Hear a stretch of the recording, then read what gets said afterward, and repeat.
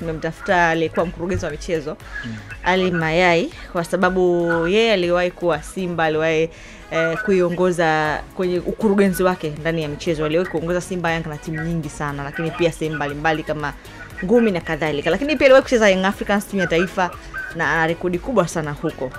Ali Mayai, karibu sana kwenye Bao la Asubuhi. Asante sana hongereni kwa kazi. Tunashukuru sana. Hongera pia kwa kopia, tunaona kazi kubwa ambayo unaifanya. Asante, tunashukuru. Tuendelee kushirikiana. Kabisa. Juzi kulikuwa kuna mechi ya dabi ya Kariakoo na iliahirishwa kama ambavyo si mara ya kwanza kuahirishwa kutokana na sababu mbalimbali, lakini tunaona tuna AFCON, malengo makubwa sana kwa ajili ya nchi yetu, lakini pia tuna wachezaji ambao tungetamani kuwaona wakifanya vizuri huko. Lakini dabi inakuja kuahirishwa na ligi ambayo tunahitaji kama ligi namba 4 kwa ubora Afrika. Ni kitendo ambacho pengine kimezua taharuki kubwa na tumejishusha pia barani Afrika. Una lipi la kuzungumza kwenye hili? Kwa kweli ni kweli imezua taharuki kubwa kwa sababu ya yani ni kitu ambacho ndio kanuni ziko wazi, kanuni ambazo zinaongoza, kwa sababu mchezo wa mpira wa miguu unaongozwa na sheria na kanuni, na masuala ambayo huwa yanapelekea kuahirishwa mechi kwa hatua kama ile huwa ni masuala hasa yanayohusisha masuala ya kiusalama. Kama kuna madhara ya kiusalama ndio ambayo sababu huwa inatumika kuweza kuahirisha, lakini haya masuala mengine ya kutokufanya mazoezi ya nini, kanuni huwa zinahusisha sana masuala ya kupigwa faini, lakini sio kuahirisha mechi. Sasa ndio sababu imekuwa ni taharuki. Kwa hiyo wadau wote wanasubiria, kwa sababu bodi ya ligi ndio yenye mamlaka ya kufanya, na ndio tayari ilitoa taarifa, ingawa ilitoa taarifa siku hiyo ya mechi. Ndio sasa wadau wanasubiria sababu iliyopelekea mechi kuahirishwa. Pengine ilikuwa ina madhara kiusalama, kwa sababu madhara yake ni makubwa sana. Unajua ile issue imegusa hakuna mtu ambaye, yani achilia mbali wadau wa kwanza kwa maana ya sponsor labda kina Azam TV na wadau wengine kwa maana labda washabiki ambao walikuwa wamesafiri kutoka mikoani kwenda kuja kwenye mechi, lakini hata watu wengine ambao walikuwa wabadilisha ratiba na watu wengine walioko nje ya nchi. Kwa hiyo moja kati ya kitu ambacho ni kikubwa sana ambacho ripoti sasa tutasubiria kutoka kwenye bodi ya ligi ndio inaweza kujustify kwamba kwa nini maamuzi yao yalifanyika. Sasa from there ndio sasa kutakuwa na discussion baada ya kutoka ile ripoti halisi kwamba sababu hii ndio iliyopelekea na wale waliohusika labda wamechukuliwa hatua hii na hii na hii. Sasa baada ya hapo ndio kutakuwa na discussion.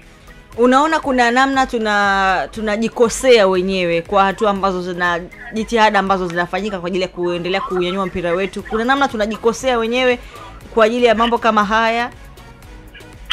Of course ndio sisi ni exceptional mechi. Mpira wetu sisi hapa ni exceptional kwa maana ya hii dabi yetu hapa ni moja kati ya dabi ambazo ni dabi bora katika ukanda wa Afrika Mashariki na Kati na hata katika Sub-Saharan African countries.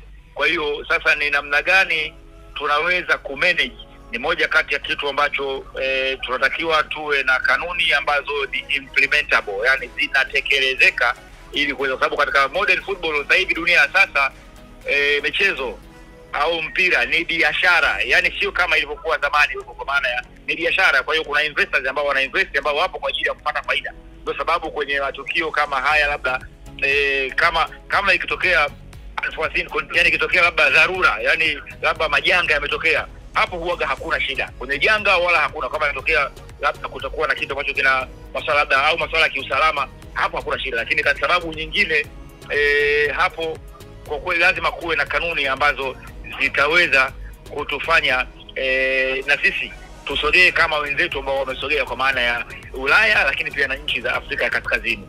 Unaona kuna kudekezwa ambapo kupe kwa Simba na Yanga ambako labda kulikuwepo huko nyuma kunatakiwa kuishe kwa sababu tayari hawa ni wakubwa Afrika.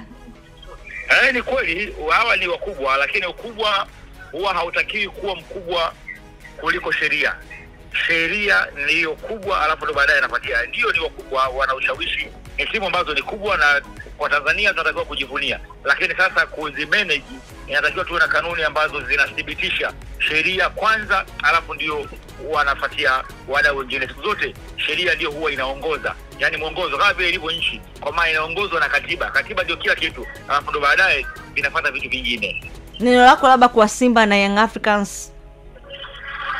Kikubwa ni kwa Simba na Young Africans ni kuangalia namna ya kuendeleza soka la nchi yetu, lakini pia kuendelea kwa sababu kuendelea kutunza ile heshima ya vilabu hivi kama hivyo.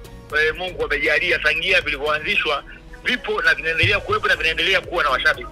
Kwa hiyo hata viongozi wanatakiwa kuweka legacy, kwa maana ya kumbukumbu kwa vizazi vijavyo. Sasa kumbukumbu huwa inawekwa katika matukio mazuri. Matukio haya ambayo sio mazuri, hayajengi taswira nzuri, huwa sio kumbukumbu, kwa sababu huko mbele safari yanaweza kutumika kufanya maamuzi kama president, kwa maana wanashiria wao ina president, yanaweza kutumika kufanya maamuzi ambayo hapana, mbona mwaka 2025 kuna mechi iliahirishwa. Kwa hiyo huko mbele safari inaweza ikawa na madhara makubwa sana kutokana na matukio kama haya. Ukisikia timu inasema kuwa haitoshiriki tena mchezo huo, lakini pia ukisikia timu inasema kwamba kesho hawachezi, zote mbili kila mmoja kikataa mchezo huu kwa namna yake, nini ambacho ungetamani kuzungumza kwenye hili? Kuna athari gani zitatokea pia kwenye hili? Kikubwa ni kuwa na utaratibu ambao utathibitisha kwamba kanuni ndio ina nguvu kuliko mtu.